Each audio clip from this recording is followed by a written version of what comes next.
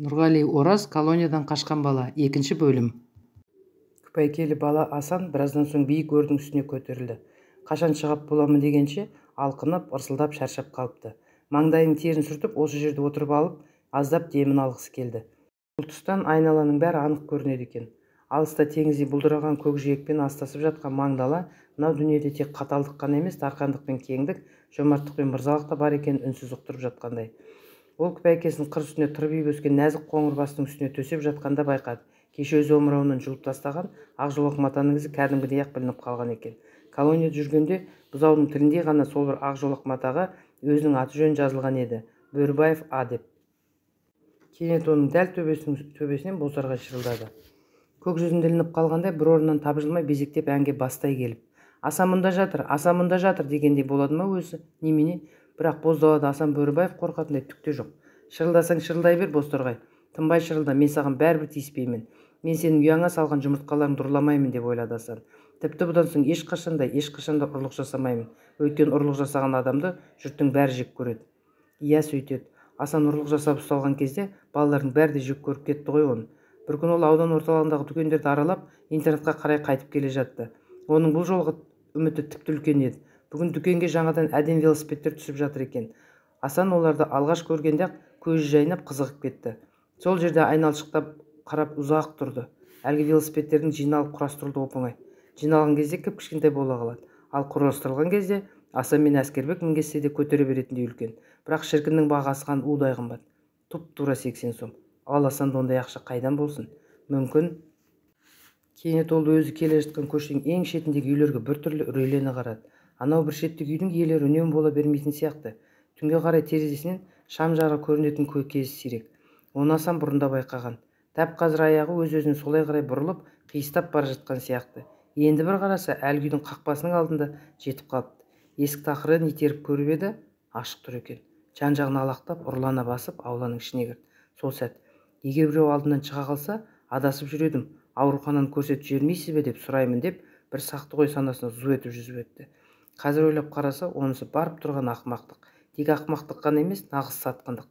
Апасы соңғы рет жатқан аурухананың атын сату. Мұның бағына ма, әлде сорына ма? Әрине сорына, оны кеш білді. Үйде ешкім жоқ екен. Есік ашық тұр. Тұп-тура ертегідегі бала кейіпкердің алдына кездейсоқ шыға келетін құпия қамал секілді. Әрине оның ішінде сиқырлы қазына болуға тиісті. Кенет оның көңіліндегі қорқыныш сейіліп, бойын бір батылдық билеп алғандай болды. Аяғы мысықша басып, төргі бөлмеге өтті. Қызыл сандық, сары сандық, көк сандық. Жоқ, бұл бөлмеде қоңыр шкаф, қоңыр шифонер, қоңыр тумба бар екен. Бәрі де қоп-қоңыр, бөлмеде қоңыр. Ол шифонердің шкафтың ішін тез ақтарып қарай бастады. Еденде әртүрлі киім-кешектер қобырап шашылып қалды. Бірақ әлгі шкафтың да шифонердің ішінен қалтаға сүңгіте қоятындай түк таба алмады. Сосын бұрыштағы стол үстінде жатқан сағатпен жылтырау қалқаға көз түсті. Жып еткізіп қалтасын тыға салып, сыртқа қарай мысықша басып шығып бара жатқаны сол еді. Бұл бір әулетті қол шап беріп білегінен ұстай алған. Тырп етуге мұршасын келтірмей, қысқаштай қатты да қалды. Әрі бұлқынды жібермеді, бері бұлқынды жібермеді. Қайта одан сайын қыса түсуде. Асанның баны мұрнының ұшына тақалып, ыңырсып бүктетіле берді. Ол ма? Кенет әлгі темірдей қатты қолдың екінші сыңары дәл тұмсығынан көздеп сақ ете қалды. Көзінің алдынан көгілдір от жалт етті. Есін жиғанда қарсы алдында қос бүйірі таянып, өзіне төне қарап тұрған бұйрабас, қоңқақ мұрын, қырқымақ сақалды қорқынышты кісіні көрді. Жаздық көйлегінің ашық омырауынан жүн-жүн кеудесі көрініп тұр. «Ағатай, мен!» деп міңгірледі Асан. Аузына жылымшы кермек дәм келді. Қан, мұрынның қаны, беті дуылдап ауырып барады. Мұрын орнында жоқ секілді. Жоқ бар екен. Бір дір-дір қаққан саусақтарына қан жұқты. «Ағатай, мен адасып жүр едім». Әлгі жүнтөс мысқылдап күлгендей болды. Тұп-тура ертегідегі дию секілді. Тоқпақтай жұдырық Асанның бір уыс бет-аузын көздеп тағы да төніп келе жатты. «Ағатай, адасып» деп ыңырсыды. Асан екі бүктетіліп, аурухананы таба алмай сөйтті де қан түкірді. Енді бір кезде есін жиса, екі милиционер келіп қалған екен. Олар мұны қолтықтап әкеліп мәшинеге тастай салды. Кейін білді ғой, әлгі жүнтөс сол үйдің иесі екен. Бұл ұрлыққа түсетін күні ауласының ішінде жекеменшік мәшинесін жөндеп отырыпты. Аудан орталығында сот болғанға шейін бір ай шамасы Асан изоляторда жатты. Қарсы алдындағы кісінің тұла бойы көзімен тінтіп, жек көре қарағандай болып отыратын дүрдік ерін жалпақ бет тергеушінің бір ай бойы күн сайын қайталап сұраған екі-ақ сұрақ. Не ұрладың, неге ұрладың? Кейде ыңыранып, Сендерге осы не жетпейді деп қоятын тағы бар. Асан жауабын айтады да қайтады. Есік терезесі темір тормен бекітілген қуықтай тар камерада арық шалдың күрк-күрк жөтелгені естіледі. Жағы қушиып, көзі бадырайып қалған қу сүйек жүдеу шал екеуі күннен бері бірге тұрып келеді. Шалдың түрі тым қорқынышты. Жөтелген кезде шіп-шидей қол-аяғы дір-дір етеді. Келдің бе балам? Дейді шал жөтелі басылған кезде қырылдай үн қатып. Қара көлеңке тар бөлменің ішінде оның даусы жаңғырып шыққандай болады. Тергеді ме? Тергейді бұлар. Сөйтеді. Оларға мұндай праваны кім берді? Өкімет берді, өкімет. Бірақ қандай қорық берген жөтелі болады да, Құдай мен бұлардың ісі де болмайды. Сосын шал тағы да жөтеліге булығады. Жөтелі басылған соң қуықтай камераның ішінде әрі-бері теңселіп жүре бастайды. Өз-өзіне мырс күліп басын шайқайды. Маған енді бәрібір дейді, біраздан кейін тағы да үн қатып.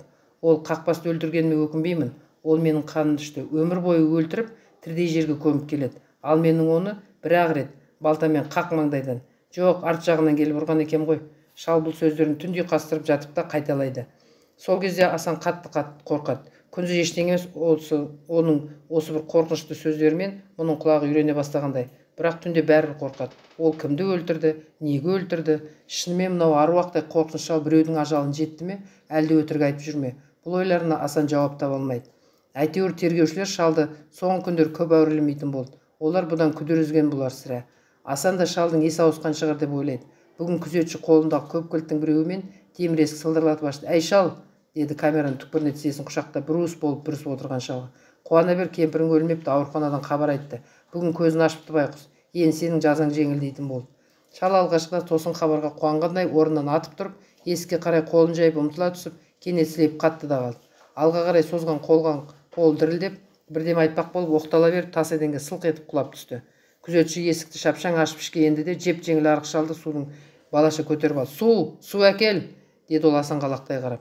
Бұл да бір орында тас болып қатып қалған екен. Өзінің не көріп отырғаны енді ғана миына жеткендей, орнының ұшып тұрып келіп, бұрыштағы фляктан темір ожаумен су алып ұсынды. Күзетші қимылсыз жатқан шалдың бетіне су бүрікті. «Ух!» деп кенет арық шал ақырын ғана үн шығарып, «Енді мен өлуім керек». Оның ерні болмашы ғана күбірлеп, бұл сөздерді әзер айтты. Әйтсе де қуықтай камераның ішінде шалдың даусы апанық естілгендей болды. Сол күн ол түнімен сандырақтап шықты. «Фрося, мен сені өлтірейін деп ойладым ба? Өзің ғой қанымды қайнатқан. Өзің!» Шал шақырлатып тісін қайрады. «Былтыр Миша келгенде кеңкілдеп миын аштың. Келін екеуін үйден қуып шықтың ақыры. Сен қақпасқа қартайғанда дүние не керек? О дүниеге бірге ала кетейін деп пе едің? Мәшіне неге қызғандың? Қалды не? Енді оны кім мінеді? Екі қабатты патшаның сарайындай үйде қалды қаңырап. Онда кім тұрады? Өрмекшілер мен тышқандар той жасап жатқан шығар». Таң атқанша шалдың жағы сенбеді. Әр нәрсені бір айтып сөйлей берді.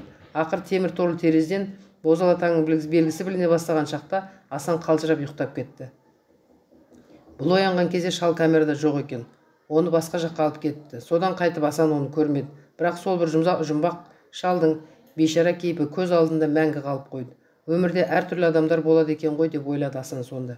Көшеде көргенде адамның бәрі бірдей сияқты, ал оңашада әркімнің өзінше қайғысы бар. Сот болатын күні ауылдың көкесі ғана келді.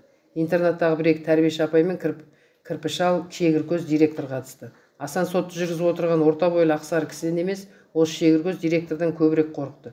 Балалар келмепті. Оған бұл қуанбаса өкпелеген жоқ. Спандияр болса масайрап күле қарап отырар еді ғой. Әскербектің келмегені жақсы болды. Ол сот залында басы салбырап, төмен қарап отырған Асанды аяп жылап жіберуі мүмкін. Сол күні ешкім де бұған аяушылық білдірген жоқ. Асан ұрлыққа түскен үйдің жүн төс иесі аудан орталығында бұл сияқты ұрылардың соңғы кезде көбейіп кеткенін айтып, дауысы шаңқылдап ашына сөйледі. Интернаттағы тәрбиеші апайдың біреуі оны қоштады. Бірақ интернаттағы балалардың да заты жүйреланып жасырып қалды. Сосын кірпі шаш директор тұрып сөйлеп, мұндай оқиға бұрын-соңды мектеп оқушыларының арасында болмағандығын, болуы да мүмкін еместігін айтты. Бұдан былай тәртіпті тіпті күшейтеміз деп біреулерге уәде берді. Ал мынау шектен шыққандық, деді Асанды сұқ саусағымен нұсқап көрсетеді. Бір қарын майды бір құмалақ шіртеді деген. Мұндай құмалақтарды деп тұтығып қалды. Сосын залдан біреу, күреп тастау керек десеңізші деп айғайлады. Жұрт ду күлді. Үкім оқылып біткен соң көкесі жанына келіп, үнсіз төмен түнері қарап тұрды да өз баласына өзі түңілгендей бұрылып кетті. Асанның көзінен қос тамшы жас ыршып түсті. Күпәйкелі бала көгілдір аспанға қарап шалқайып жатып, өткен күндердің сол бір оқиғаларын көз алдына тізіп өткере берді. Біраздан соң көп сериал фильмнің соңына жете алмай шаршағандай қалжырап көз жұмыла бастады. Асан оянған кезде күн сонау бір биік төбенің үстінде отқа салған бақырдай қызара балқып, айнала төңірекке соңғы сәулесін шашып батып барады екен. Күндізгі аптап ыстықтың беті қайтып, кең даланың қоңыр салқын кеші түсіпті. Бойы аздап тоңазып қалған ба, әлде боз жусанның қышқылтым иісі танауын қытықтады ма, ол аузын кере қарыс ашып түшкіріп жіберді. Орнынан тұрып күбәйкесін киді. Малақайын қолын ұстап таныс сүрлеуге түсті де, ауыл қайдасын деп тартып кетті. Әскербек сабақта мана келген шығар деп ойлады ол жолда келе жатып. Тамағын ішіп болып ойнауға кетті. Жоқ, әлде биғамның бөпесін жұбатып жүр ме екен? Мен үйге кіріп барғанымда жүдә қатты қуанатын шығар. Асан, ағам келді, асыр салады ғой. Маған не әкелдің деп сұраса қайтемін. Аға, бір жолата келдің бе? Енді мені тастап ешқайда кетпейсің бе десеші. Ол өзінің бұл ойларына жауап таппай іштей мүдіріп қалды. Аясы ашық, дөңгелек қара көздеріне мұң ұялап, жүзінен әлденеге қиналған кескін байқалды. Осылайша өз-өзін іштей мүжіп, біраз жерге шейін тоң-торыс келді де, кенет көңіл сергіп, Әскербекке бәрін де түсіндіріп айтып беремін. Түсінеді ол. Есейіп қалды ғой. Түсінеді. Қазірдің өзі бойы маған жете қабыл болып қалған шығар, деп қуанып күбірлеп. Ұрлық жасама деймін оған. Ол өте жаман нәрсе. Бір күнді болмаса бір күні қалай да қолға түсесің. Ал ұрыны жұрттың бәрі жек көреді деймін. Ешкім де оған жаны ашымайды, ешкім де оған араша түспейді. Мен оған үлкен кісі болып жұмыс істеп, айлық алатын кезде Әскербекке нені қаласа соны алып беремін. Ақшаны да аямаймын одан. Ол менің жалғыз інім ғой. Мен оны жақсы көремін. Бүгін Әскербекті құшақтап жатып ұйықтаймын. Ертең айтып беремін оған. Қу түлкі туралы ертеңін ғана айтпаймын. Қайырымды да адал жігіт жайлы ертең айтамын. Ал сосын мен милиция іздеп келіп ұстатып әкете берсін. Керек десе өлтіріп жіберсін. Мен олардан қорықпаймын. Асан алдыңғы жақтағы бір биік төбенің үстіне шыққанда, алыстан ағараңдап ауылда көрінді. Сол сәт оның жүрегі лүпілдеп соғып, көзіне жас толып кетті. Сағынған екен. Осы бір тұйық ауыл өзіне қаншама қаталдық танытып, ыстық бауырына басқысы келмей сыртқа тепкенімен, жүректен алар орны бәрібір өзгеше екен. Оның әрбір көшесі, тал терегі мен шарбағы көзіне оттай басылып, көңіліне жылы ұшырап барады. Әне өзінің туған үйі. Ол да алыстан менмұндалап, қол бұлғап шақырғандай болды. Асан тап осы сәтте бүгіндікке алғаш рет әкесін есіне алды. Оған деген өкпе ренішін ұмытта да кеткенде болды. Ей, көке, Әскербек, мен келе жатырмын ғой деп шаттанып айғай салғысы келді оны. Бірақ оған айғайлауға болмайтын еді. Мен өзім туған ауылыма жеттім деп асыр салып, айғайлап жүгіре жөнелгісі келді оның. Бірақ оған ел көзіне түсуге болмайтын еді. Әрине, ол шаттанып айғайлаған жоқ, асыр салып айғайлап жүгірмеді де. Қайта керісінше, көнетөс күпәйкесінің жеңімен көзін сүртіп, қорсылдап жылап келе жатты. Неге екенін өзі де білген жоқ. Тек әйтеуір туған ауылды көргенде біртүрлі жүрегі елжіреп, көңілі босап сала берген анық. Тап осы сәтте қызыл күн алаулай түсіп, алыстағы биік қырдың ар жағында батып бара жатқан болатын.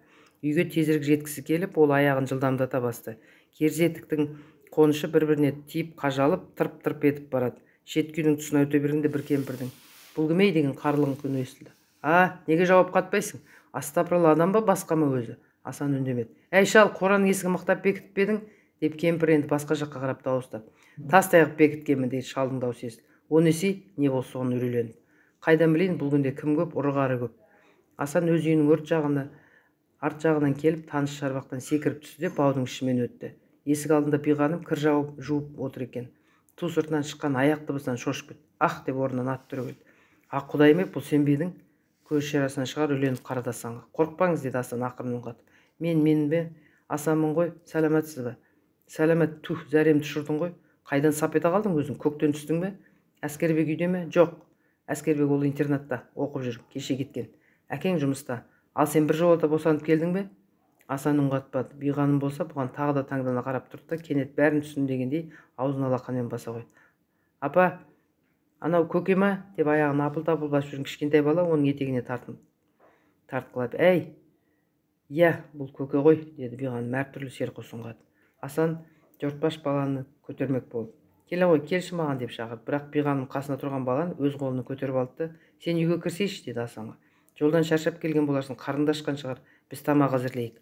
Асан үйге кіріп бұрыштағы орындықта ұзақ отырды. Күпәйкесінде малақайын да шешкен жоқ. Әскербектің ауылда болмағаны көңілі қатты жабырқап қалды. "Оны да интернатқа жіберген екен ғой бұлар" деп ойлады қабағын түйіп. Кенет Асанның көз алдында қалың қар жамылған, атырапта қараңдап бара жатқан жалғыз ат шана, балықшы шал, шана үстінде қып-қызыл түлкі және жол жөнекей шашылып қалып жатқан балықтар елестеді. Біраздан соң ауланың есігі ашылып, екі адам ішке қарай күбірлеп сөйлеп кірді.